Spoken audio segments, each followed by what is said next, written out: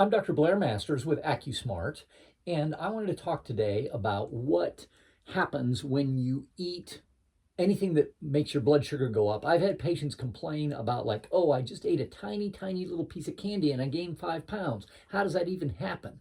Well, there's a way that it kind of happens, especially if you're in a certain situation, that can be helped. So pay attention and I'll kind of explain it to you. So here's what kind of happens normally.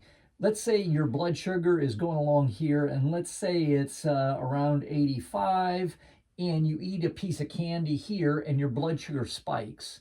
And your body says, okay, there's sugar in the blood. I want to get that sugar out of the blood. We don't like it there. So I want that sugar to be burned or stored, one of the two. And so it produces insulin, and your insulin goes up. And then the cells see that insulin is being produced, which is a signal to pull sugar out of your bloodstream. And your sugar goes down. And then your insulin goes down. And then everything's kind of back to normal. And this is how it kind of should work. This is the way things should go.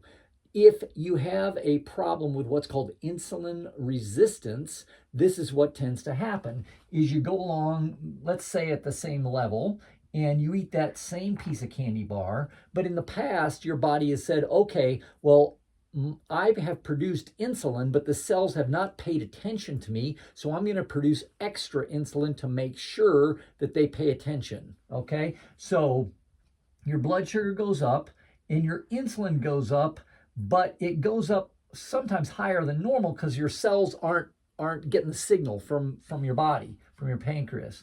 And your insulin continues to go up because your body produces it, and you're in a situation where the cells finally kind of start to see it, and your blood sugar starts to go down, and then your insulin starts to go down, but at a much slower rate.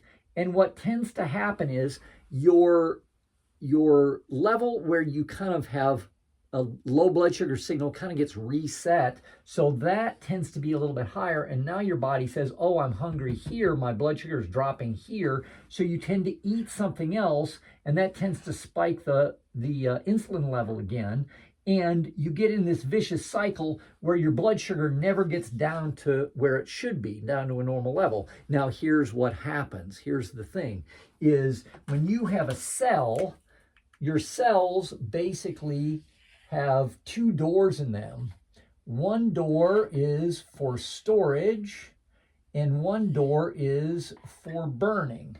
When you are in a situation where you have insulin in your blood, then the burning door, the door for letting energy, letting calories go out and be burned up by the body, is slammed shut, and the storage door is wide open, and your body says, we need to store that blood sugar.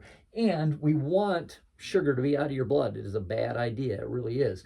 But we want something else to happen to it besides this storage situation that tends to go on. So there's a couple things that you can do. One of them is take omega-3 fatty acids. That makes it so your cells are more likely to see the insulin when it spikes up. That is a big deal. I usually recommend taking about 7,000 milligrams a day when you're in this kind of a situation. Some people even more, or if you're say you're over about 240, you should take about 10,000 milligrams a day. Another thing you can do is take vanadyl sulfate. Vanadyl sulfate helps your body make a better quality insulin, so your body, your cells, is more likely to see it. Take alpha lipoic acid. Alpha lipoic acid is another chemical that you get from food and that sort of thing. It helps tons and tons of stuff, but one of the things it does is helps your cells recognize your body's own insulin. And then another one is chromium. Take chromium picolinate. This is another thing that really helps your body make a better quality insulin so that it works better. There's a number of other ones that work, but those three are kind of my go-to for situations like this. I hope this helps, and I appreciate you listening.